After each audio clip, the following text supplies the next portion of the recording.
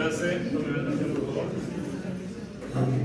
Bueno, aquí ustedes pueden ver una noticia que pasó en Ecuador. Una paciente muere después de una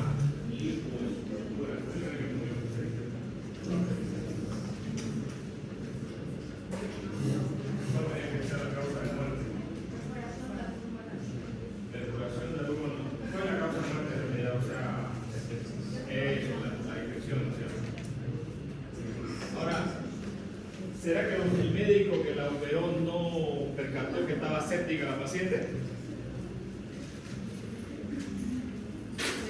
¿Por qué murió? Dice que la paciente de 62 años de edad falleció en Roma 12 días después de someterse a una liposucción en una clínica privada ubicada en la zona de Cinecittà, ¿no? Según informes, la paciente comenzó a experimentar dolores. El dolor será, creo que una de las manifestaciones del cuerpo más común que una persona puede tener. Y siempre que el paciente tiene dolor, yo tengo que tomar atención. Dificultad para hablar tras la cirugía. Fue llevada a un hospital de Pomesia donde se le recetaron antibióticos y fue enviada a casa. ¿Está bien?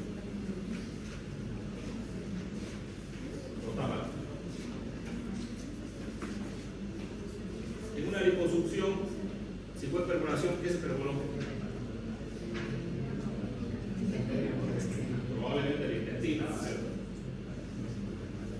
Probablemente el intestino. ¿Cuáles son los signos de sepsis que tendría que ver el médico para reaccionar rápidamente y decir, esta paciente, porque nosotros los médicos clasificamos? Yo de hecho tengo una clasificación entre ustedes, digamos, así grande. Cierto porcentaje de los estudiantes sé que vienen muy atentos a la clase, quieren aprender. Y cierto otro porcentaje están en otro planeta, digamos. Y de repente no están poniendo todo su sentido en el aprendizaje. Porque la primero, para aprender cualquier cosa, yo tengo que tomar atención. Si no tomo atención, ya estoy pelándole feo. El médico acá no tomó atención. Dijo, no, esta paciente está loca. Una liposucción no se complica, ¿no? De hecho, las liposucciones no se complican, no se complican. Ustedes han escuchado a un familiar que le han hecho liposucción y está feliz en la playa el otro día, ¿no? O a los 2 días. A otro que le hacen cada rato, ¿no? Cada 6 meses para le hacen, ¿no? Yo tenía a mi jefe de cirugía plástica que quería que yo sea cirujano plástico. Y me decía, Verástegui, vos vas a acabar y te vas a ir al hospital donde yo hice cirugía plástica. Yo no quería decepcionarlo, él decía que no me gusta la cirugía plástica, digamos. Pero él me contaba que operaba a las pacientes delgadas, que tenían un poquito de grasa y él hacía lipos todo el tiempo, digamos. Entonces, es una cirugía muy común. La otra vez hubo una noticia, una paciente le perforaron una arteria, ¿no es cierto? Y murió, una brasilera. Obviamente los procedimientos quirúrgicos tienen complicaciones. Y un médico que diga, a mí nunca se me complicó, es una gran mentira. A los médicos se nos complican los pacientes, a los médicos se nos mueren los pacientes. Pero ¿qué es lo malo y qué es lo que yo puedo refutar de esto? Que esta paciente, el médico que la valoró, no tomó la atención necesaria. ¿Qué tenía que haber hecho este médico para detectar que estaba la paciente perforada en el abdomen? ¿Tenía que mandarla a su casa? ¿Darle antibiótico, chao? No. Tenía que haberle dado internarla y observarla. Solamente con usted mirarlo al paciente, durante 12 horas se va a dar cuenta de muchas cosas. De repente la paciente estaba distendida. A la clínica probablemente tenía otros signos más la paciente. Y él tenía que haber hecho estudios. ¿Qué estudio le detectaría una perforación de intestino, por ejemplo? ¿Qué estudio? Una tomografía de abdomen. Simple, ni siquiera con contraste. Porque usted va a ver aire fuera del intestino. Pero un médico que sabe va a pedir eso. Un médico que no sabe, o de repente sí sabe, pero no le da la gana. A eso se conoce como negligencia, ¿no? Bueno, si yo soy estudiante y yo vengo a una clase a aprender, tendría que escuchar lo que dice el profesor.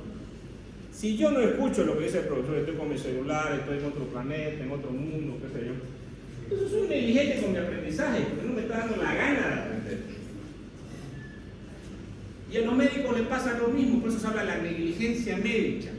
Es aquel médico que sabe que tiene que hacer una cirugía. Esperemos que se muera. Eso Eso espera. Yo tengo criterios para decir hay que operar a este paciente. Hace unos días, hace unas 3 semanas atrás, fui a ver un sobrino político que estaba en una clínica. Lo habían operado un plastrón apendicular vía laparoscópica. Y llego y lo veo, ¿sí? Le doy la mano, él me da la mano. Tras que me da la mano, yo lo siento caliente. Le digo, ¿estás con fiebre? Sí, tío, he tenido fiebre todos los días. 3 días que lo habían operado. Lo veo como una nutrición parenteral y veo un tubo que tiene aquí en el medio, un drenaje así. Y por el drenaje sale verde. Y le digo, papito, te tienen que operar de nuevo. Y probablemente te van a hacer que hacer una iostomía. Porque normalmente, cuando el paciente tiene una fístula temprana, antes del 5.º día, tiene una peritonitis, ¿no es cierto? ¿Qué es una peritonitis? Es la absorción de bacterias al peritoneo que se están absorbiendo en tu cuerpo. ¿Y vas a sanar de un foco séptico si te doy solamente antibióticos y no te limpio la cavidad abdominal? No. Entonces yo le digo que tienen que operar, tienen su iostomía. Ay, no, ¿cómo me van a abrir de aquí a acá? No importa. Te van a poner acá una ostomía, vas a defecar por un lado durante un tiempo. Ay, no importa, pero ¿y cuánto tiempo después me voy a mi casa? ¿No? Bueno, no sé, una semana será pues. Solamente con verlo, ¿saben cuánto tiempo diagnostiqué eso? 3 minutos. Es que 3 minutos, probablemente sea menos. Vale, le expliqué al paciente. Ahí había una tía y me dice, mira, doctor, ¿qué hace un laboratorio? Me dice, ¿no? Tenía leucocitosis de 14.000. Tenía PCR elevado, 140. Tenía procalcitonía elevada. O sea, tenía todos los marcadores, los biomarcadores de infección elevados. Pero en la clínica yo me di cuenta al ratito que había que operar. Y le digo, ¿quién lo operó tal cirujano? Ah, yo lo conozco, le digo, denle mi número y que me llame y yo le voy a decir que lo opere. Le voy a recomendar.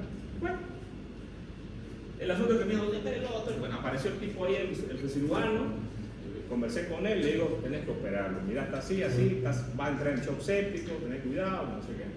Pero es que ha mejorado un poco, doctor, el laboratorio, pero si está elevado, le digo, no ha mejorado. Le digo, bueno, el asunto fue que el médico no lo quiso operar. Yo no fui a verlo más, le hablé con toda la familia, quizás hasta con el padre que vive en otro país, le dije que operar. No supe más al paciente porque ni me hablaron ni nada, bueno, a mi mujer tampoco le hablaron, no lo operaron al paciente. Estuvo así mal,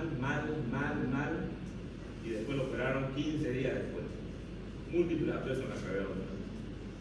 Después de 20 días, sigue internado todavía en la clínica. ¿Por qué? ¿Por qué se murió esta paciente? ¿Por qué esos médicos no lo operaron adecuadamente? El error médico mata a miles de personas en el mundo. ¿Por qué miles? Millones. ¿Por qué? Porque los médicos no saben hacer la indicación. Como cirujano, lo más importante es indicar. Cuando hablamos de emergencia, si tengo un foco de sepsis abdominal, el tratamiento es quirúrgico. A menos que sea un absceso que esté localizado en el hígado y puedo hacer una cirugía percutánea de repente. Pero si yo no dreno el foco séptico, aunque le dé antibióticos, el paciente no va a mejorar. Y no es porque lo diga yo, es porque lo he visto morir gente. Y la muerte del paciente, jamás se me va a morir un paciente a mí no se me ha muerto nunca porque no lo quiero operar. Se me ha muerto en quirófano, pero intentando ayudarlo. Ahora estos médicos, no sé, según hablé con el otro hospital director de la clínica, y me dice, ¿sabes qué? Lo tuve que obligar a que lo operen. Porque después de 20 días que estaba con fiebre, séptico, tenía taquicardia, tenía tomografía que le hacían y tenían abscesos dentro de la cavidad abdominal, los tipos querían seguir esperando. Y le dije, ¿lo operás vos? Pues yo lo meto, dijo el director de la clínica, ¿no? Y al final lo operaron. Espero que vaya bien. Pero aquí nosotros como médicos queremos aprender ¿qué? A no equivocar. ¿Y saben por qué se equivoca el médico? Primero, porque no sabe. Puede ser. Y lo segundo, porque es un negligente. ¿Cuándo soy negligente? Cuando yo me aparto del protocolo. Por ejemplo, ¿qué criterio tenía ese médico para decirle no es quirúrgico al paciente? ¿Saben cuál era su criterio? Mire, doctor, no le duele. El paciente estaba hinchado, una sonda salía débito verdoso por acá, estaba con rojo por acá, tenía todos los marcadores, biomarcadores elevados, los leucocitos. O sea, tenés 10 cosas que te dicen que se está incendiando tu casa y tenés que ir a pagarla. si ustedes quieren el término, digamos, y una que, digamos, que no lo ves en juego, digamos, ¿no? Pero ves que sale humo, ves que se está... Tenés que ver los otros parámetros, hasta los estudios de imagen. Entonces, en este caso la paciente se muere porque el médico que la ve primeramente no toma la atención adecuada, la paciente entra en hace una autopsia y revela que la paciente muere de una sepsis grave. ¿No? O ya acá cuando fue grave, fue a cuidado intensivo, ya la quisieron operar tarde. ¿No? ¿El cuerpo será que puede aguantar? No sé. Entonces, yo como médico, si fuera un bombero y veo fuego, ¿qué tengo que hacer? Apagarlo. Lo mismo, cuando yo tengo un foco infeccioso o un foco hemorrágico, que son las complicaciones más frecuentes que se dan en cualquier tipo de cirugía, yo tengo que hacer el tratamiento rápido. Entonces, si algo es importante para ustedes que van a ser futuros médicos, es que aprendan a pensar como médicos. Y que no sean negligentes, por favor. Porque si vamos a formar gente negligente, pues, ¿qué sirve, digamos, el mundo? Yo no puedo tener decisión propia, tengo que basarme en protocolos, porque los protocolos se basan en médicos que ya se equivocaron, y el médico aprende el error médico, sí aprende, aunque algunos no aprenden. Esto mismo que se le ha pasado esto, les pasa un caso igualito, lo mismo que les siguen esperando. ¿Por qué? O son negligentes o son burros. Alguien por ahí dijo, no, lo que pasa es que ellos quieren que esté el paciente más tiempo internado para cobrarle más. Puede ser. Hay gente que es así, o sea, hay médicos que son así. Si vos querés ser médico, tenés que tener un triángulo. El triángulo es tener habilidades, tener conocimiento, y la punta del triángulo es tener ética. Yo, por ejemplo, si veo eso en un paciente, yo tengo que decirle, pero si me pregunta, digamos, ¿no? Cuando a mí me preguntan, me dicen, doctor, haga una interconsulta a este paciente que lo han operado en tal clínica, yo voy. Y no me importa quién lo ha operado. Si yo veo que el paciente es quirúrgico, yo digo, este paciente es quirúrgico, porque es mi criterio que me está haciendo como cirujano. Y tengo que decir lo que yo veo. Aunque sea mi amigo, qué sé yo, mi hermano, lo que sea, no importa. Tengo que decir, porque primero mi ética tiene que ir con el paciente. ¿No es cierto? No voy a decir, yo no, ¿sabes qué? Parece que es, parece que no es, no. Tengo que decir lo que es. Entonces, aprendemos de los errores. Tenemos que lo más importante para un médico es la seguridad del paciente. Todos nosotros estamos acá porque un día vamos a atender a una persona, a un paciente, y vamos a velar por este paciente. Y queremos que el paciente vaya bien. ¿Ya? Ahora, en este tema que vamos a hablar hoy día, voy a hablar sobre la nutrición. La nutrición es muy importante porque todos los que estamos acá no podríamos vivir sin alimentarnos, ¿no es cierto?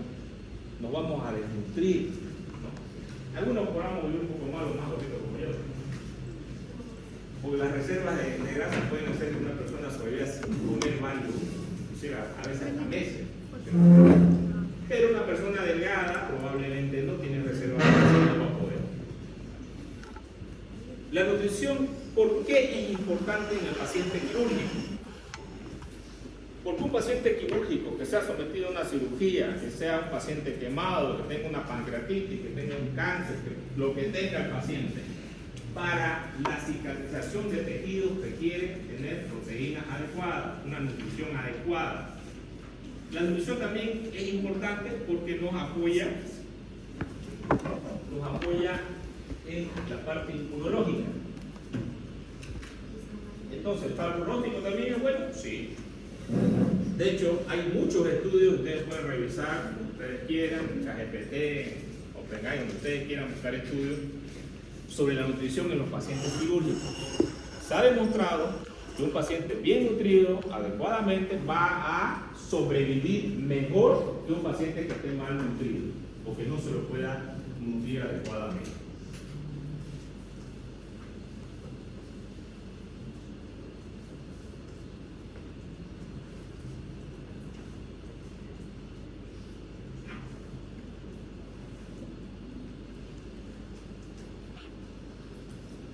Este doctor era un residente, fíjense, residente de cirugía, y siendo residente se dio cuenta de problemas que habían con los pacientes. Por ejemplo, un problema que había que no se podía nutrir a los pacientes. antes del año 1900 tanto, cuando él hizo su residencia. Y él dijo, y la verdad que todas estas personas que han encontrado una solución a los problemas de los pacientes son personas que se enfocan en el problema y tratan de buscar una solución. Y este médico primero hizo trabajos en animales para poderlos nutrirlos por vía endovenosa. Y luego siguió avanzando con otros colaboradores y empezó a nutrir niños que tenían atresia del intestino. O sea, niños que nacen no tienen el intestino. Y los empezó a nutrir por vía endovenosa. Y gracias a él se aplicó en el mundo la nutrición parenteral. ¿Qué es la nutrición parenteral? La nutrición que va por la vena, ¿cierto? Hasta el día de hoy, mi sobrino que está internado se salvó gracias a nutrición parenteral, digamos. Porque ha estado alimentando, pero pese a todo la alimentación ha perdido como 20 kilos, obviamente todos los días con fiebre, un proceso séptico crónico, sin tratamiento quirúrgico, el paciente va. Acá, por ejemplo, ustedes pueden ver una fotografía, fíjense, este es un abdomen abierto con múltiples fístulas. Este paciente está séptico y está a punto de morir. En una clínica hace unos 10 años, o 13 años, algo por ahí.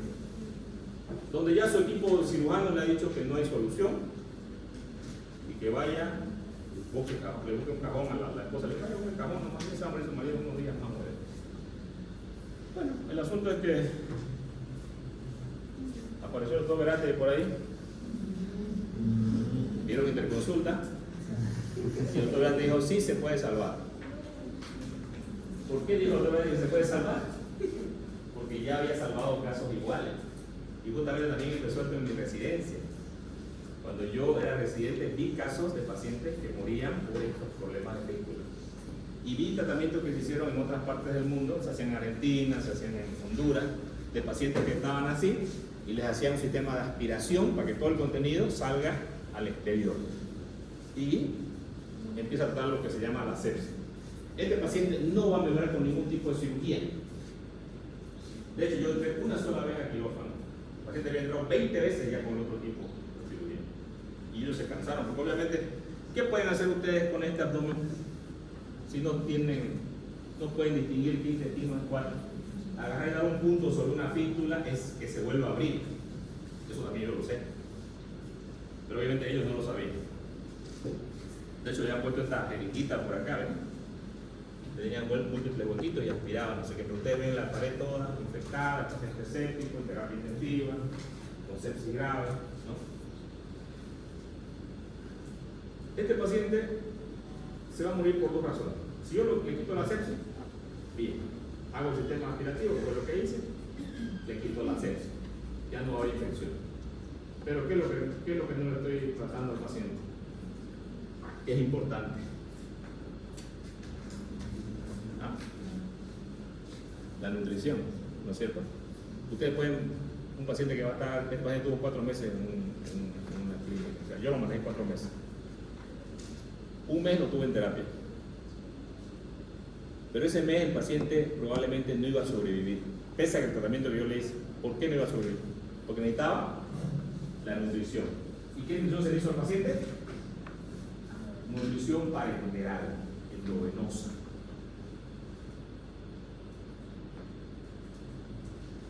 Este es el paciente, este es el sistema de aspiración que se le hace a una esponja que se coloca acá, se coloca un yoval, hay una sonda que se multiperfora y va a un aspirativo, a un back continuo y aspira constantemente. Entonces, esto empieza a mejorar completamente, a mejorar que esto va cerrando, el paciente más o menos tuvo un mes en terapia, se la resumo, digamos.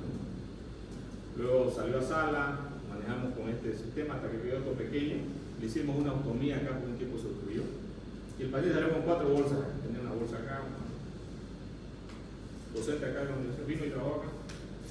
Salió del hospital a los 4 meses, claro, quedó bastante delgado, pero vivo. Después de 2 años, el paciente quería que lo reconstruyera. Yo le dije, hay que reconstruirle, a los 6 meses, porque no iban a sacar su fístula. A los 2 años, el paciente se fue a buscar por todos lados, se fue a Argentina, se fue a Brasil, todos lados, ningún lado lo hicieron recuperar.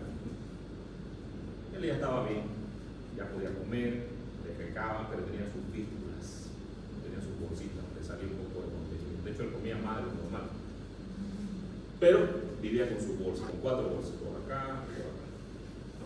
Pero a mí me dice, doctor, primero intentó con su seguro, pero no quería pagar dinero. No le había cobrado caro, pero su vida vale, ¿cómo va? ¿Cuánto vale la vida de una persona? ¿Tiene precio? 4 meses de ver a un paciente todos los días, ¿cuánto le dan cuenta? De verlo todos los días, 3 veces al día, no importa que haya paro cívico, no importa que haya nada, y tener buenos resultados. Bueno, después me llamó y me dice, ¿sabe qué? Fracasaron aquí en mi seguro, hicieron un tratamiento, no lo pudieron cerrar con todos los medios que había y me dijeron, quiero que me reoperen. Y yo le dije, bueno, te reopero. Y lo reoperé, lo reconstruí. 8 horas de cirugía. 8 horas. El asunto que el país de la ciudad, excelente, bienísimo, feliz, todo el mundo feliz, porque un montón de gente oraba por él. Y al 8º día, ¿qué creen? Se obstruyó, empezó a vomitar. Y vomitar, y vomitar, y vomitar, y vomitar, y vomitar. Y vomitaba una semilla, así chiquitita como las semillas de chía. Altísimo. Le puse una sonda, salía altísimo la sonda. Le fui y le hice un estudio contrastado para ver dónde estaba el problema. Yo he hecho 2 años con música y justamente llegaba hasta un lugar y de ahí no pasaba. El paciente aparentemente había hecho alguna adherencia nuevamente y el abdomen no se lo podía trabajar. Bueno, el asunto fue que decidí entrar al quirófano al 10º día. Entro por acá, por allá, todo adherido. No podía liberar nada. Imagínense la frustración que se siente no poder hacer nada por el paciente. Porque todo está bloqueado. O sea, volvía a 0 después de tanto tiempo de tratarlo al paciente, ¿no? Y después de haber estado bien porque él ya comía, no tenía la fístula, estaba feliz.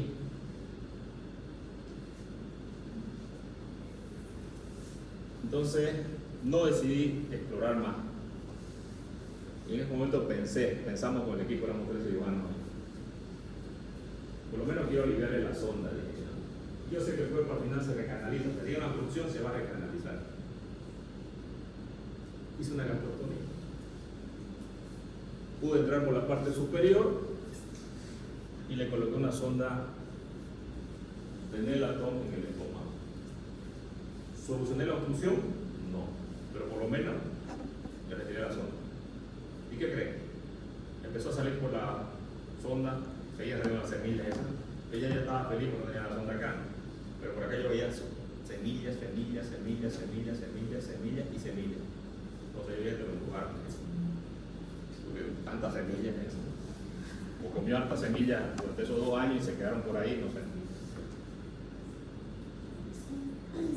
Al 5º día dejaron de salir débito por acá y el paciente me dice, estoy botando gases, doctor. Me dice, le digo, maravilloso. Vamos a iniciar dieta líquida. Te voy a cerrar la sonda y no te voy a sacar la sonda por nada. Te di dieta. El paciente se fue a comer, creo que a los 2 días su esposa me manda una foto. Me manda una foto del baño, de la taza, las heces fecales del paciente. Imagínense la felicidad para el paciente, para la esposa y para mí también, digamos. Triunfé. Y claro, la obstrucción en realidad lo iba a matar al paciente, ¿no? Entonces el paciente lo ve con su sonda, pues, te vas a quedar un mes con esa sonda, ¿no? Se te la cerrar ahí, vas a comer, no importa. Inclusive nos vimos con unos patos con el paciente. Yo vi unos patos, nos vimos los patos, estaba con su sonda en el postoperatorio, lo seguía viendo, lo dejé 2 meses con la sonda. No se obstruyó más, creo que han pasado 14 años, trabaja por acá, lo van a ver por ahí, vienen a la casa, ahora está más blanco. Bueno, ¿qué me enseña esto? Primero que la nutrición es muy importante, porque yo a este paciente tampoco con todo lo que yo hice no lo iba a poder salvar. Por eso que la nutrición es importante. Pero para nutrir a un paciente nosotros tenemos que primero saber para qué sirve esto. ¿Para qué sirve esto? Ningún organismo, nosotros tenemos un metabolismo constante, estamos regenerándonos constantemente en nuestras células, todo lo que ustedes quieran.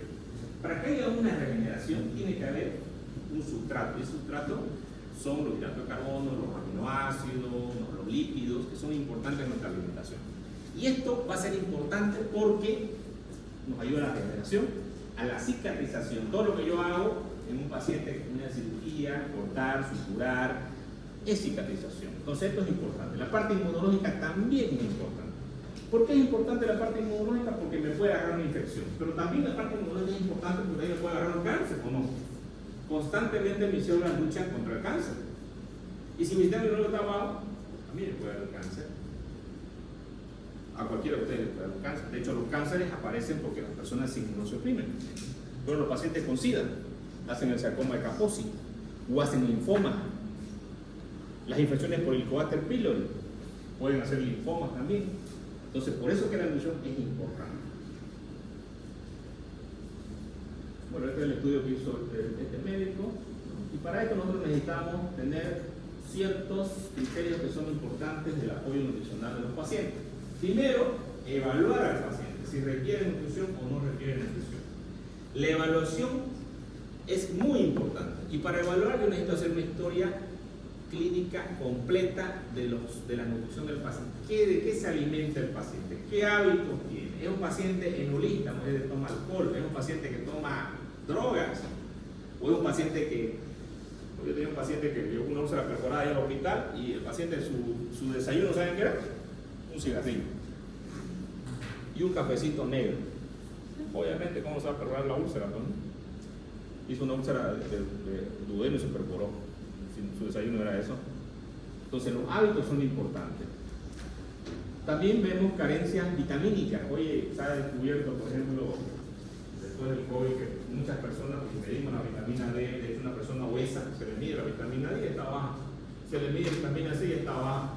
Son obesos, pero tienen deficiencias de vitamina porque su intestino no absorbe adecuadamente. El hecho de que sea una persona obesa no quiere decir que esté bien nutrida, quiere decir que también está mal nutrida, ¿no? Hábitos dietéticos, cambios del peso corporal, si ha habido subida, si ha habido bajón. Por ejemplo, algo que nosotros sabemos es cuando un paciente baja mucho de peso, eliminándose normalmente, siempre vamos a sospechar del cáncer. ¿Por qué? Porque el cáncer es hipermetabólico, entonces el cáncer desgasta al paciente. He perdido 10 kilos, doctor.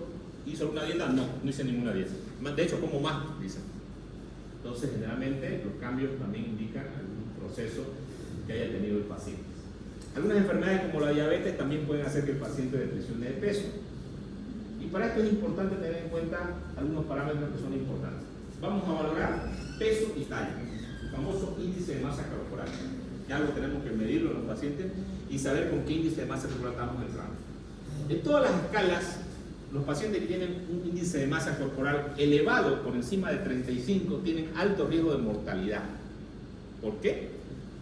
Porque tienen problemas a nivel respiratorio, tienen aumento de la presión intraabdominal, tienen disminución de la presión de compliancia a nivel del tórax, no pueden respirar adecuadamente. Esos pacientes van a tener problemas. Entonces, entran dentro de estos parámetros. También hay que ver las medidas de reservas calóricas estáticas, ¿no? Los pliegues que se miden con el famoso plicómetro en el tríceps, subescapular, que es la parte de atrás, pliegue cutáneo, también se suma estos pliegues cutáneos, también se mide por esta región de la cadera. Y también tenemos la circunferencia del brazo, que indica si el paciente tiene cierta cantidad de musculación, que también es importante. Los pacientes que tienen una masa muscular disminuida, probablemente son pacientes que más probabilidad tengan de morir, son frágiles. ¿Por qué? Normalmente nosotros en el hospital tenemos pacientes, estos pacientes ancianos que ya han perdido, han hecho una disminución de la masa muscular y cuando no pueden salir del respirador, no pueden hacer esto con sus músculos inspiratorios, no pueden respirar, o sea, llegan a ese grado. Por eso es que es importante la masa muscular y obviamente me va a indicar, ¿por qué es importante medir esto? Porque me va a indicar cuál va a ser mi pronóstico con el paciente. Si yo veo un paciente que tiene un IMC de 35, ¿tiene riesgo de mortalidad? Tiene, de cualquier cirugía que yo le haga. No estoy hablando de una bariátrica, estoy hablando de una colecistectomía o de una colectomía. El hecho de que el paciente sea obeso ya tiene un factor de riesgo. Y como médico, cuando yo meto un paciente a quirófano, también tengo que hablar del pronóstico. Y obviamente, antes de meter ese paciente a quirófano, si una cirugía programada, yo debo valorar estos parámetros para saber los resultados nutricionales del paciente. También tengo laboratorios que me van a indicar el estado de nutrición del paciente. Son la albúmina, la transferina, el recuento de linfocitos, ¿no?, que me van a indicar. Y también tengo alguna valoración inmunitaria, por ejemplo, las pruebas cutáneas para la tuberculosis, ¿no?, se coloca y se ve la reacción que tiene el paciente. Un paciente desnutrido no tiene una reacción aumentada, o sea, es muy disminuida, se mide en milímetros, ¿no? Entonces esta prueba de tuberculina inclusive sale negativa en algunos pacientes. Entonces yo sé que la difusión inmunitaria de ese paciente desnutrido está mal. Si la albúmina está por debajo de 3.5, yo también hablo de nutrición. Pero está por debajo de 2.5, está abajo de 1.5. La albúmina es la proteína de mayor circulación en el cuerpo. Sirve para la presión colodesmótica, pero también me indica cuál es el estado nutricional del paciente. ¿Y por qué es importante esto para mí en cirugía? Por ejemplo, si yo hago una anastomosis del colon, del intestino, si tengo albúmina baja, probable la probabilidad de que se me abra ese intestino es alta, pese a que haya una técnica depurada, una técnica adecuada. Por eso es que es importante valorar el estado nutricional de los pacientes, porque me va a indicar el pronóstico. Aquí hay una tabla que indica, está en el libro, ¿no?, de acuerdo a la estatura, ¿no?, cuánto es la edad, el peso más o menos, el peso ideal, de acuerdo a la edad de los pacientes y la estatura del paciente, ¿no? Una persona de unos 75, por ejemplo, que tenga, 50 años, dice 77 kilos. Yo tengo 50 años, siempre 30 kilos por encima, 20 kilos por encima del peso ideal. Pero me sirve para valorar esto, ¿no? Hoy en día, nosotros tenemos que tener, los médicos, una indicación. ¿Cuándo usted indica que le va a hacer nutrición o no a un paciente? ¿Cuándo le indica? ¿Cuándo indica que está una nutrición? Bueno, ¿cuándo yo la voy a indicar? La alimentación endovenosa, ¿cuándo le indico? Padecimientos que impiden la dieta por vía oral. Cuando yo no puedo administrar alimentos por vía oral, ¿en qué situaciones usted no puede indicar alimentos por vía oral? Por ejemplo, puede tener un tumor acá en la boca o en la lengua, o tenga un tumor en el esófago, o tenga una lesión de esófago, una fístula esofágica, una fístula gástrica, una fístula entrecutánea, como el paciente que ustedes han visto, que les mostré al comienzo, un megacolon tóxico, o un paciente con neoplasias, ¿no? Pero también tenemos los otros procedimientos con gasto energético alto. ¿Qué me indicará un procedimiento con gasto energético alto? Una cirugía mayor, una colectomía, por ejemplo, de un paciente, ¿no? Una hepatectomía, ¿no?, un procedimiento grande, ¿no? Entonces, un paciente que tenga un traumatismo, que tenga fractura de fémur, trauma hepático, por ejemplo, el caso de la niña, ¿se acuerdan de esa niña que, un caso que recién nos ha llevado al hospital japonés? Una niña de 13 años que va con su amiga, bueno, no sé, era su amiga, ¿no?, y le apuñala, ¿no?, en el cuello, tórax, hígado, lesión lengua, lesión tráquea, lesión pulmón, tuvimos que sacarle un apacemiento del pulmón, lesión hepática, lesión diafragmática. Eso es múltiple lesionado. ¿Saben por qué vivió ese paciente? Está viva todavía. ¿Saben por qué vivió? ¿Por qué? No. ¿Saben por qué vivió? Primero, si es una paciente pediátrica, ¿es normal que hayan traumas en los niños? ¿Qué hospital tiene los recursos para atender un paciente que tenga un cirujano vascular, un cirujano de tórax, un cirujano pediatra, una terapia intensiva pediátrica? ¿Qué hospital tiene eso? ¿Las Américas? No. ¿El hospital japonés?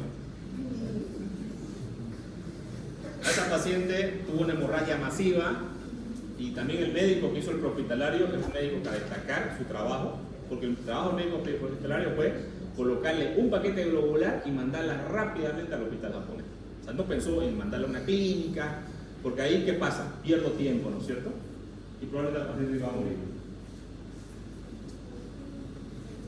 La paciente todavía está en terapia, en riesgo de muerte, pero está saliendo.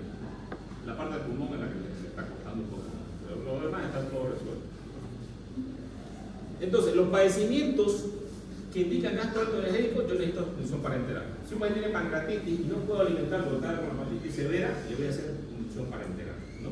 Un paciente con una quemadura extensa, también le tengo que hacer inducción parenteral. Un paciente con insuficiencia hepática, insuficiencia renal o insuficiencia cardíaca, ¿no? Son pacientes que tienen insuficiencia hepática, no produce proteína, ¿no es cierto? Entonces, este paciente va a tener problemas, ¿no? Entonces, estos son los pacientes del hospital.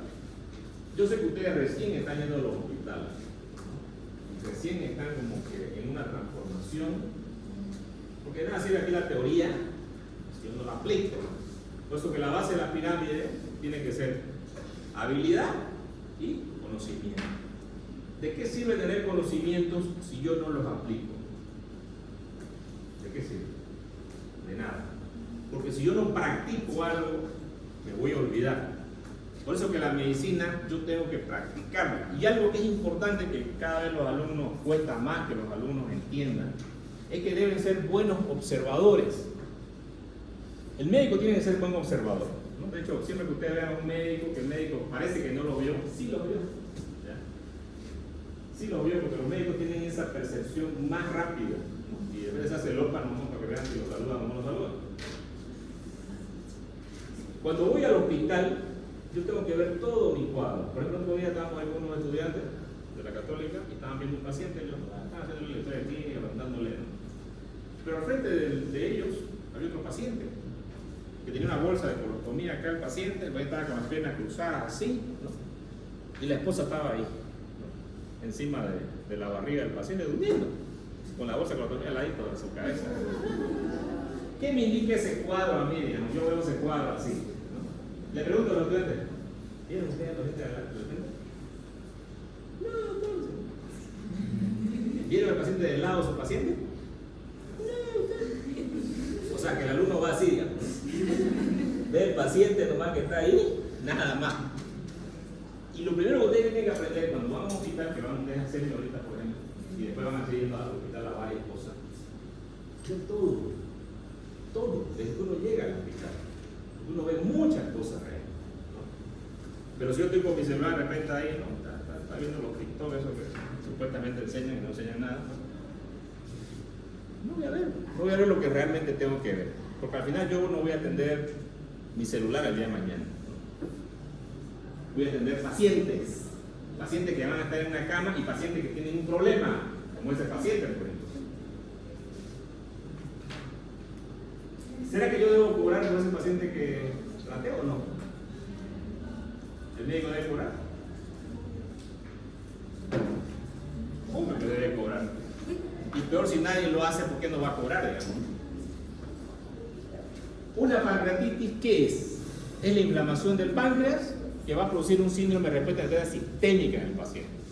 Por hecho, el paciente va a requerir formar globulinas, va a tener todo su sistema inmunitario luchando contra la inflamación del páncreas, el páncreas va a exudar, el paciente se va a deshidratar y el paciente para curar necesita nutrición parenteral si es una pancreatitis severa. Ojo, si es leve no, porque la leve en 5 días mejora, pero la severa no, el paciente se va a terapia intensiva. Y a veces le tira un mes en terapia intensiva. Justamente ayer vimos con unos estudiantes una paciente que tuvo 4 meses en el hospital y esos 4 meses, 2 meses estuvo en terapia. Ella tuvo una colecistitis y hizo un cálculo en colédoco, le pidieron una LCP y una pancreatitis con LCP. Hay una fórmula para medir las calorías que requiere un paciente, que es la fórmula de Harrison-Benedict. No se la dejan aprender de memoria, pero aquí está en su libro también. De repente, si yo se las pregunto la fórmula, de repente se las voy a poner ahí la fórmula. Lo que ustedes van a hacer, les voy a decir un paciente que pesa tanto y mide tanto. Ustedes lo que van a hacer es multiplicar y sumar, ¿no? ¿Y para qué sirve esto? Para que yo establezca cuántas calorías requiere el paciente en un día. Por ejemplo, este paciente que pesa 74 kilos y mide 1,82 y tiene 32 años de edad, 1.777 calorías requiere al día.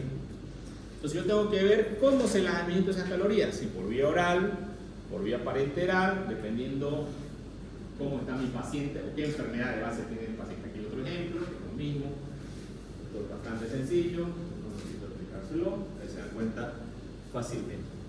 ¿De dónde vienen las calorías que mi cuerpo requiere? Provienen de las grasas, de los hidratos de carbono. Pero aparte yo requiero otro, porque mi cuerpo tiene proteína, ¿no es cierto? Entonces yo también requiero aminoácidos y necesito en mi dieta proteína. ¿Pueden haber dietas sin grasa? Pueden haber, pero no es adecuada. Las dietas sin grasa son inadecuadas, no son buenas, está demostrado. El paciente siempre requiere de grasa y requiere hidratos de carbono, tampoco en exceso. Lamentablemente el problema que existe ahora en la sociedad, ¿no? Porque esto es algo que también lo hemos visto en los estudiantes.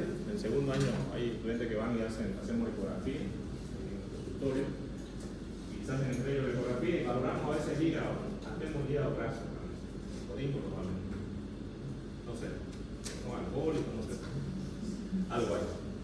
O en la sobrecantidad de hidratos de carbono que comen los pacientes. Ahora se habla mucho del hígado graso no alcohólico, que es el hígado graso por exceso de hidratos de carbono. Ese es el problema de la sociedad ahora. Entonces la dieta es muy importante para que nuestro organismo funcione, ¿no? Antes, y en el libro está todavía la nutrición parenteral que venía con varios frascos y se unían, ¿no? O sea, ahí se vaya la campana, ya no se hace sobre la campana, porque ya la nutrición parenteral viene en una bolsa así como la ustedes ven acá, en esta bolsa de acá. Acá hay un video, por ejemplo.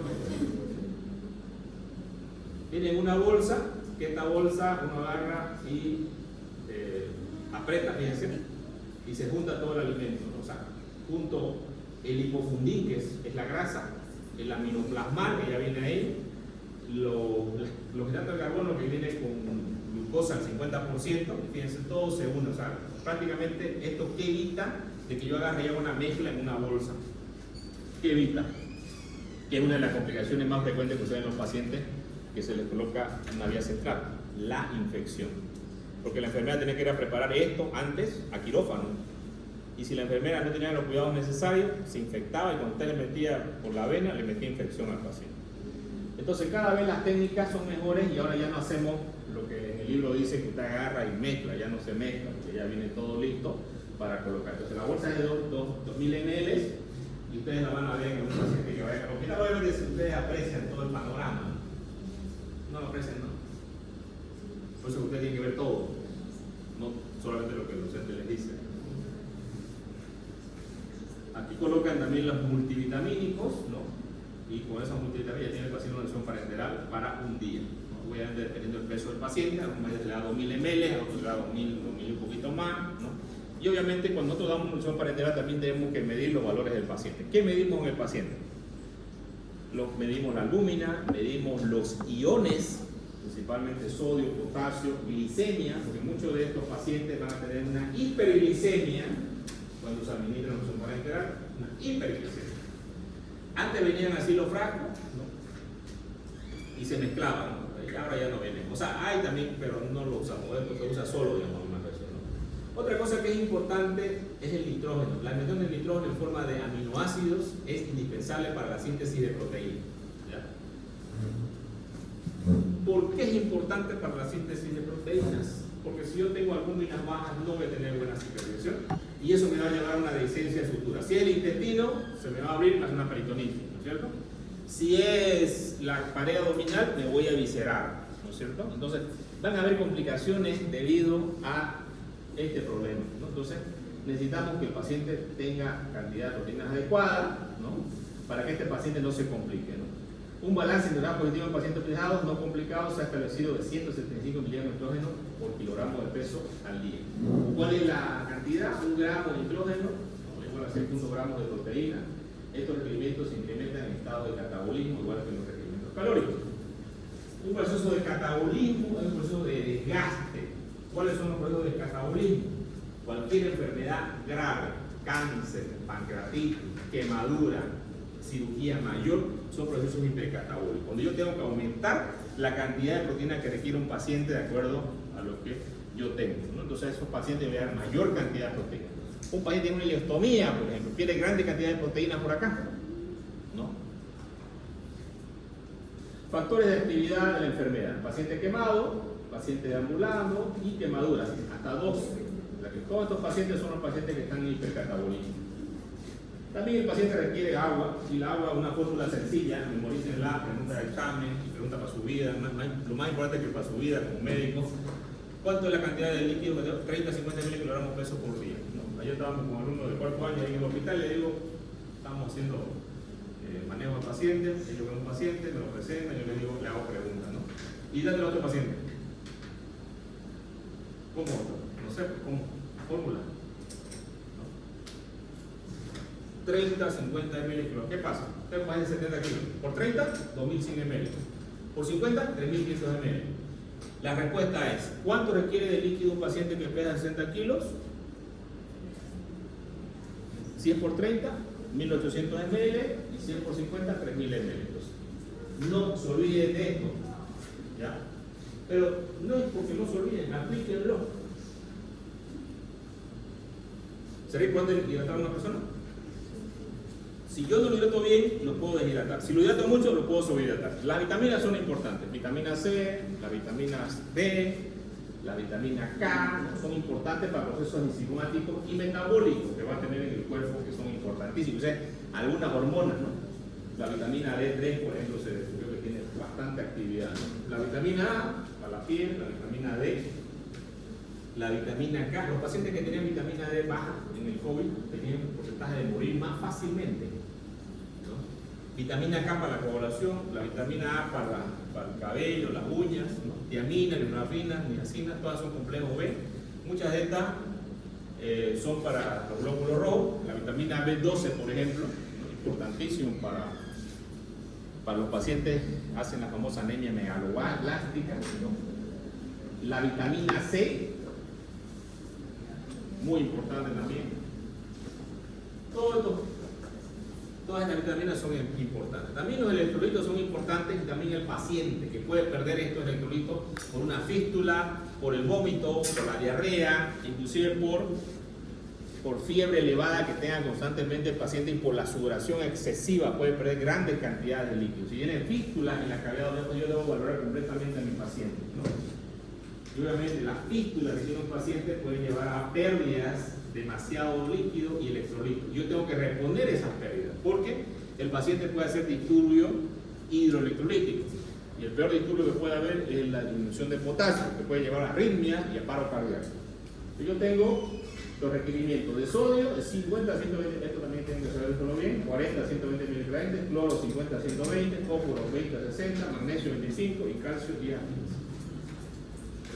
Otros oligoelementos que son ciertas sustancias que vienen en pequeñas cantidades, pero son esenciales para ciertos metabolismos, y que alteraciones del cobre, por ejemplo, hay una enfermedad que parece una enfermedad de Wilson, se llama, que produce una hepatitis autoinmune, y son pacientes que tienen degeneración, ¿no? Y tienen que tomar ciertos quelantes del cobre, porque si el cobre se les eleva mucho en la sangre, ¿no? Entonces, si hay disminución o si hay aumento de estos pequeños oligoelementos, también puede haber algo de aluminio. Sé que los pacientes que le hacen diálisis no pueden eliminar el aluminio del cuerpo del paciente por la diálisis, y generalmente los pacientes hacen depósito de aluminio bastante elevado y al final mueren debido a esto. Bueno, otros que son el hierro, el selenio, estos son otros que pueden haber pequeñas cantidades. Los ácidos grasos esenciales, también la aplicación tópica en la piel. Inclusive algunos ácidos grasos se podían absorber por la piel y podían nutrir a los pacientes. También la nutrición por la vía rectal, que se usaban también ciertos aceites, como el aceite de coco, para nutrir pacientes, ¿no? Que se absorbía por vía rectal. Se usaba cuando no había alimentación parenteral. Bueno, aquí va el momento de preparación, que antes se hacía así, se juntaba todo, tenía el ambiente, pero ya ustedes han visto que esto ya no se hace, así que esto lo voy a pasar rápido. Bueno, otra cosa que es importante, ¿dónde coloco la función parenteral? Como es una solución hipertónica, si yo la coloco en una vía periférica, me va a producir una tromboflebitis del paciente. Entonces tengo que colocarla en una vía central, ¿ya? Para evitar esto de lo hipertónico. Se aconseja la vía cava superior. Entonces yo voy a hacer una punción para subclavia, para la vena subclavia, o en la yugular interna, ¿no? Para colocar un catéter y por este catéter administrarlo. Lo importante de colocar este catéter es que este catéter esté con todas las normas de seguridad, de esterilidad, ¿no es cierto? Que ponga un mandil de quirófano, me pongo barbijo, me pongo lentes, ¿no? Guantes estériles y lo hago el procedimiento por punción, ¿no? Inclusive coloco un Tegader que tiene un antibiótico ahí para evitar la infección.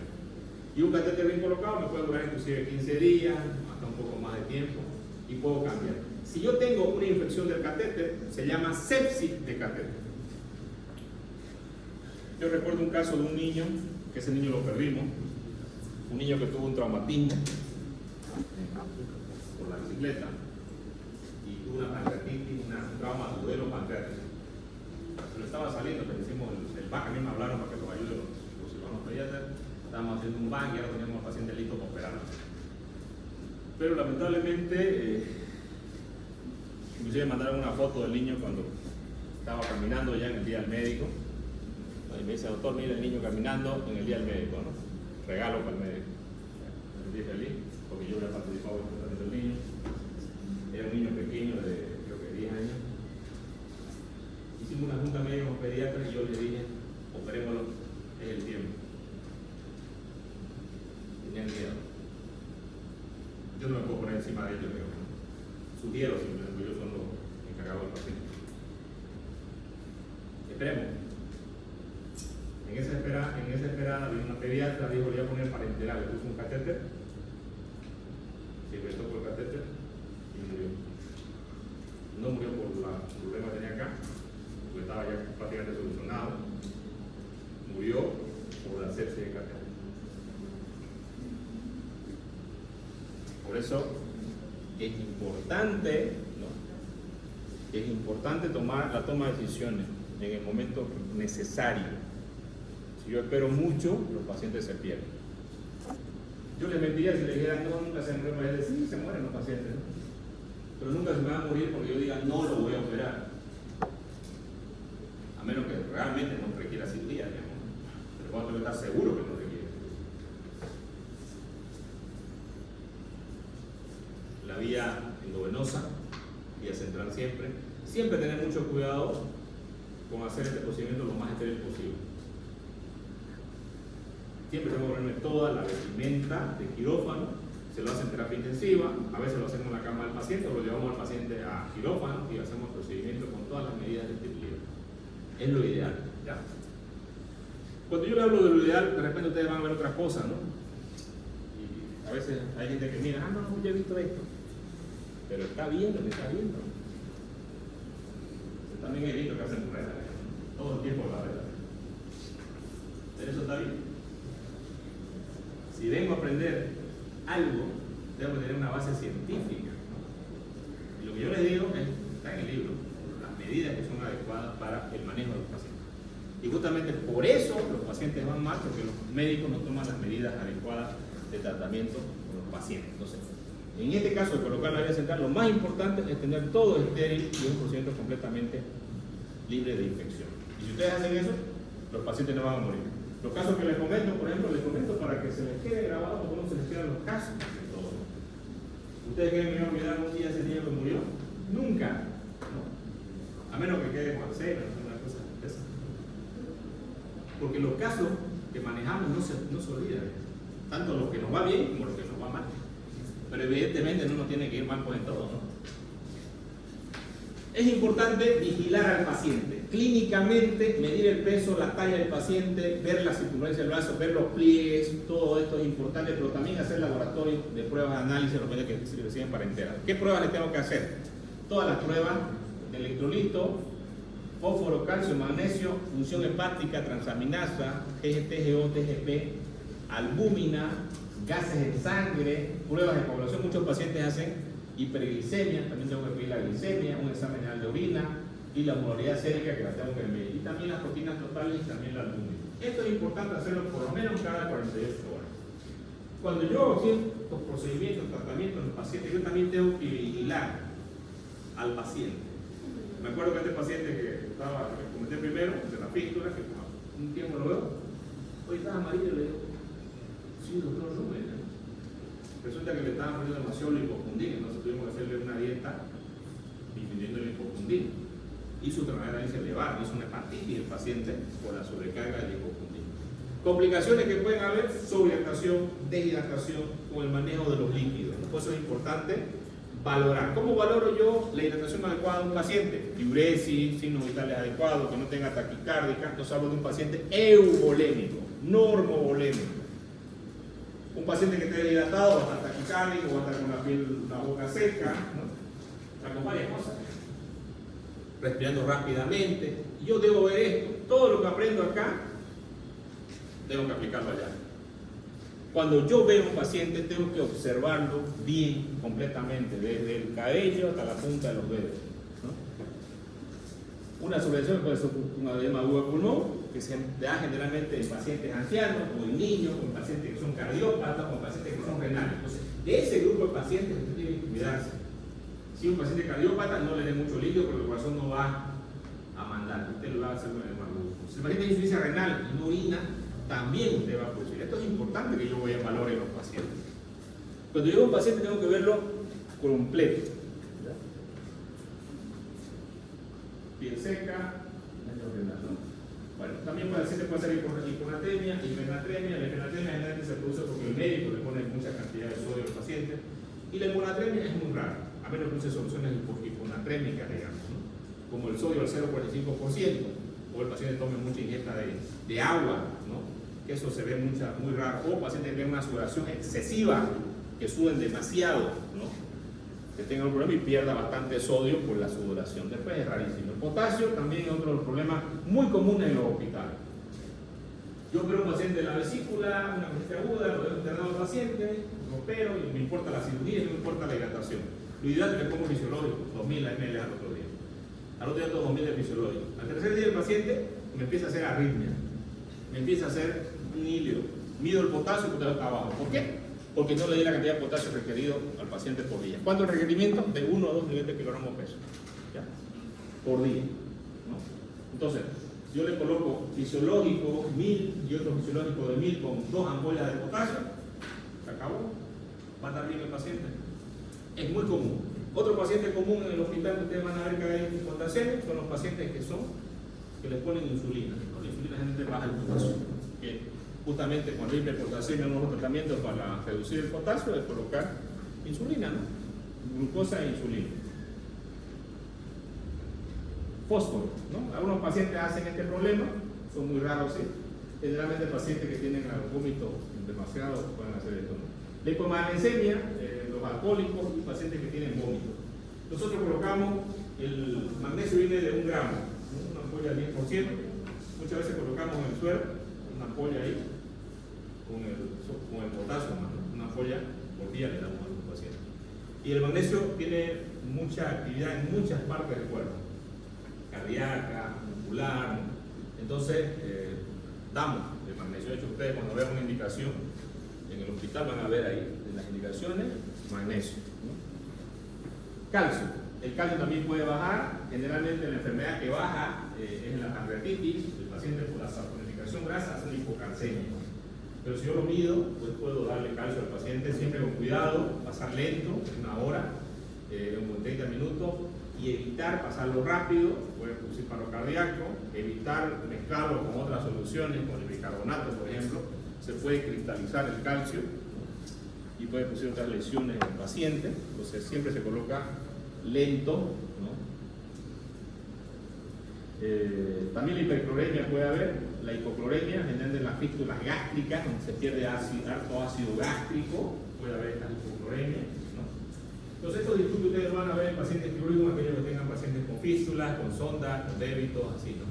La glicemia generalmente se va a elevar bastante en los pacientes que hacen munición parenteral, o los pacientes que sean diabéticos puede ser el coma hiperosmolar no cetóxico, o puede ser la hipoglicemia, que es una de las causas más de mortalidad. De hecho, había un aforismo en medicina que todo paciente llegue a la emergencia sudoroso, pálido, hasta que se muestre lo contrario, es un paciente que está hipoglicémico.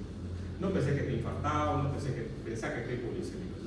Una de las cosas que nosotros hacemos para que llegue un paciente así, le medimos la glicemia. Y si está con la glicemia baja, le empezamos a iniciar hipertrosa, ¿no? Al 33% o hipertrosa al 50%, ¿no? Y rápidamente recuperamos ese paciente. Entonces, son una de las complicaciones que puede haber. También existen las hiperlipidemias, que ya vienen, son trastornos más que todo en el metabolismo. Algunos pacientes que tienen hiperlipidemia llegan a ser pancreatitis, a veces pueden hacer problemas a nivel de las carótidas, ¿no? Hiperamonemia, aquellos pacientes que tienen insuficiencia hepática. El amonio se empieza a elevar tanto que el paciente empieza a tener problemas a nivel de una encefalopatía hepática por hiperamonemia. La infiltración grasa del hígado, la colestasis, ¿no?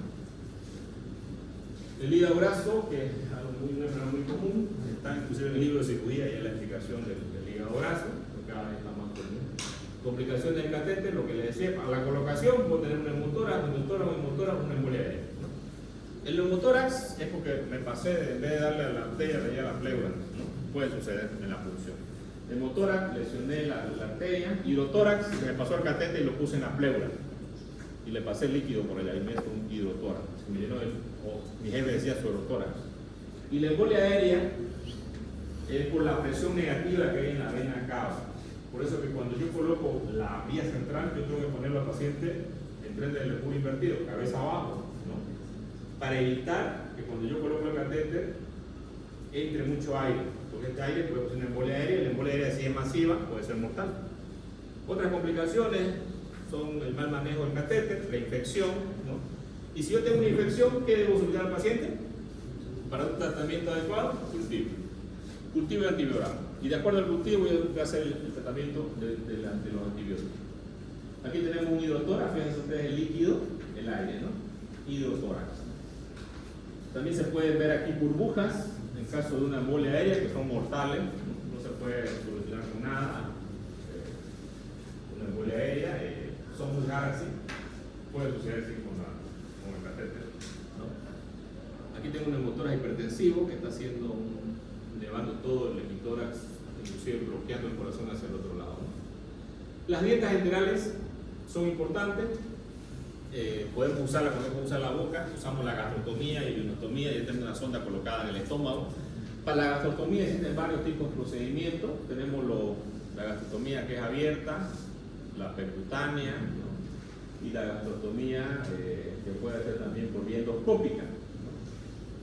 Y también tengo la yeyunostomía para alimentar al paciente directamente, a aquellos pacientes que no puedo utilizar la vía oral por algún motivo o entre una cirugía y quiero nutrirlo. Había un protocolo de pacientes politraumatizados que operaban el hígado, por ejemplo, cualquier enfermedad del abdomen, les hacían una yeyuno cuando estaban al quirófano, a todos. Y el pronóstico de este paciente era muy bueno, porque rápidamente yo pude iniciar la unción enteral, ¿no? Y la unción enteral o parenteral me va a mejorar el pronóstico de sobrevida del paciente, ¿ya? Y es algo que aplicamos en todos los pacientes. Aquí tenemos la gastrotomía, ¿no? También hay la percutánea, la yeyunostomía que va al yeyuno, ¿no? También puedo poner una sonda naso-yeyunal. Dentro de las sondas, si voy a usar una sonda de silicona, duran más tiempo, son más, creo ustedes, más amigables con el paciente, no producen tantas complicaciones como una sonda de poliuretano que sea gruesa como mi dedo, por ejemplo. Esa va a producir lesiones de cornete, ¿no? Puede producir esofagitis, estenosis, un montón de cosas. No se aconseja. Entonces, la gastrotomía la inventaron en 1891 Whitson y Stam. En 1894 modificó la técnica y desde esa vez hasta el día de hoy este tipo de cirugía ha salvado muchas vidas. De hecho, en pacientes que tienen algún tipo de tumor y no podemos alimentarlos, le hacemos una gastrotomía para mejorar su calidad de vida. No lo vamos a curar, pero lo peor que puede tener una persona es no poder comer, digamos. O sea, cuando no puede comer, se siente triste, empieza a haber eso no poder comer, entonces es algo muy desagradable ver a un paciente así. Una vez tenemos que hacer esto por darle una mejor calidad de vida al paciente, aunque sabemos que no lo vamos a curar, podemos mejorar la calidad de vida. Aquí un poquito de lo que es la nutrición enteral, el volumen que se da a los pacientes, ¿no? Esto está en calorías, generalmente no usamos estos sobres. Nosotros con nutrición enteral tenemos unos productos que se llaman, tenemos el Ensure, tenemos el PBM, ¿ya? Que son productos que vienen ya en polvo, ¿no? Tenemos la ovoproteína, por ejemplo, que esto le damos a los pacientes y ya tienen medidas para saber cuántas calorías, cuántas proteínas, cuánto le va a requerir el paciente. Entonces lo calculan nuestros nutricionistas, ¿no? Y le indicamos al paciente, ¿no?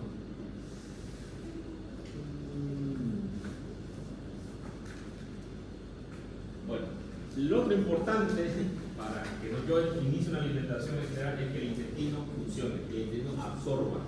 ¿Ya? Algunos pacientes, cuando hacemos resección del intestino, pueden cargar con el intestino bastante corto, ¿no? Entonces se llama síndrome de intestino corto. Entonces estos pacientes, aunque yo le dé nutrición, el paciente no la va a poder absorber adecuadamente.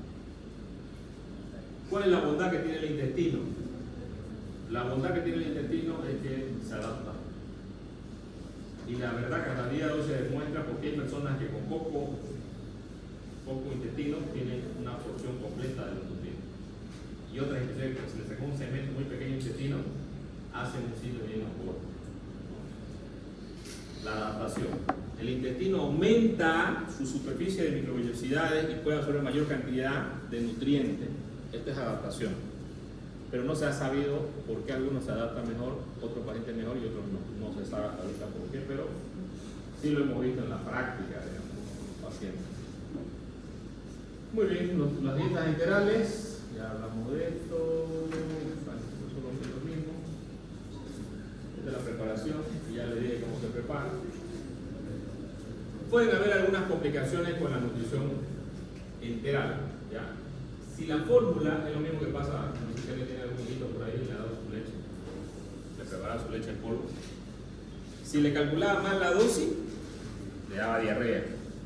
Si le calculaba, le daba, el paciente se estreñía. Lo mismo pasa con los pacientes, ¿no? Cuando damos las nutriciones enterales. Pues tiene que ser exacta, porque entonces puede producir en unos pacientes constipación, vómitos, dolores, cólicos, y hay que tener cuidado con la alimentación. Entonces tengo que calcularla adecuadamente para evitar estas complicaciones que puedan presentar. Esta es la fórmula que tienen también vitaminas y todo, oligoelementos. Las vías de eliminación, ya dijimos, gástrica, yeyunal, ¿no? Complicaciones. Siempre que hablamos de procedimientos, cualquier cosa que hagamos, tenemos que hablar de las complicaciones, aunque no nos guste hablar. Las complicaciones son aquellos que van a producir con menos frecuencia, por ejemplo, en la zona nasogástrica, irritación nasofaríngea, obstrucción de la luz de la sonda, erosión de la mucosa esofágica, desplazamiento de la sonda, broncoaspiración. Gastrointestinal, irritación abdominal, vómito, diarrea, dolor cólico, metabólica, deshidratación, intolerancia a la glucosa, coma hiperocular, tóxico, encefalopatía hepática, insuficiencia renal, insuficiencia cardíaca. Evaluación del estado nutricional y apoyo nutricional. Esto es importante.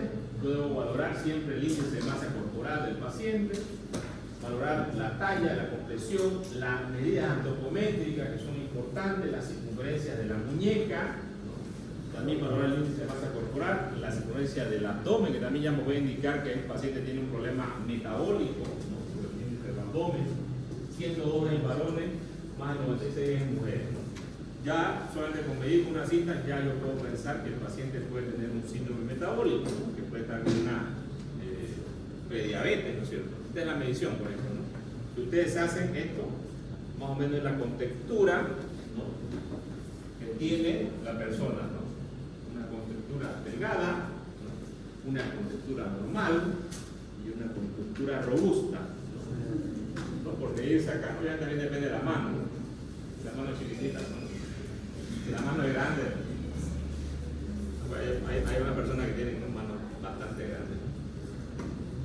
El peso es importante, la medida de la cintura, por encima del ombligo, medir una cinta, ya me puede dar ciertos parámetros para saber si debo pedir otro laboratorio en el paciente, ¿no? Pesos mínimos y pesos máximos. Varón, talla metro por 2 por 23, ¿no? Esta es una fórmula. La mujer, talla metro por 2 por 20, ¿no? Esas son las fórmulas que da el libro. Valoración del estado nutricional, porcentaje ideal igual a peso actual por 100, peso ideal, la interpretación. Menos de 70, 71 80, disminución moderada. 81 90, disminución leve. 91 100, normalidad. Y mayor de 111, obesidad. Si yo les hago un ejercicio en el examen, no les voy a poner las fórmulas. Lo único que les voy a dar los parámetros, el peso y eso, y ustedes ya me van a tener que decir en qué clasificación clasifica. No le voy a poner clasificación. Esta tiene que saberlo ustedes.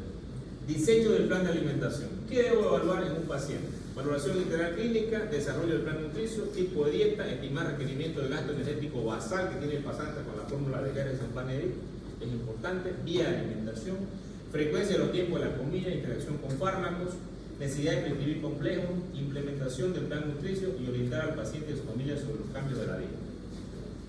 Algo muy común que sucede con los pacientes que salen del hospital y con una ilectomía es que el paciente no se nutre adecuadamente y se desnutre, y tampoco no se hidrata adecuadamente y produce deshidratación, y hacen hiponatremia, y hacen insuficiencia renal, y todo esto porque el médico no le explica al paciente qué debe hacer en la casa. Es importante hacer esta explicación, ¿no?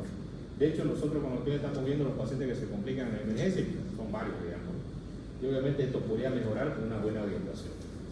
La vía de alimentación, si es oral, enteral, parenteral, eso va a depender de cada tipo de paciente, ¿no? Alimentación enteral, ¿no? Ya hablamos de la indicación, contraindicaciones, obstrucción intestinal, por ejemplo, yo no puedo nutrir un paciente de diarrea intensa, faringitis aguda, fístula intercutánea y gastual. Otras complicaciones, puede ser con la sonda, no puede estar mucho tiempo una sonda nasogástrica, por ejemplo, de poliuretano, porque le va a irritar, le va a molestar, tengo que cambiar una sonda de silaje. Pacientes que tengan un síndrome de mala absorción, diarrea, retención gástrica, pacientes con neumonía por aspiración. Esto es muy común en los pacientes viejitos, digamos, no tienen reflujo y el paciente hace síndrome de broncoaspiración. Entonces no puedo usar el estómago, no tiene una reflujo gastroesofágico, tengo que usar el yeyuno, ¿no? Puede producir distensión, cólico, dilatación y específica de algunos tipos de órganos. Ya hablamos de esto: nasogástrica, nasoyunar, gastrostomía, sonda de mayor calibre y ionostomía, ¿no? Son las sondas que vamos a explicar. Aquí están las características de la fórmula. Cuando es estómago, yo puedo darle cualquier tipo de alimento al paciente. De hecho, puedo llevar una sopita esa, ¿no?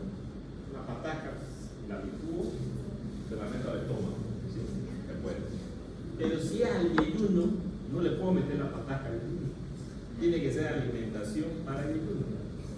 Sí puedo usar las fórmulas del Ensure, del PBM, directamente pasar al yeyuno. ¿Ya?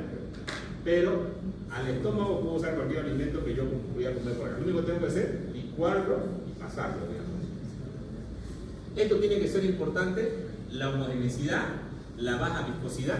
Viscosidad significa la densidad de esto, ¿no? Por ejemplo, el agua es bastante, no, poco viscoso, y el aceite es muy viscoso. Si es muy espeso, no va a poder pasar.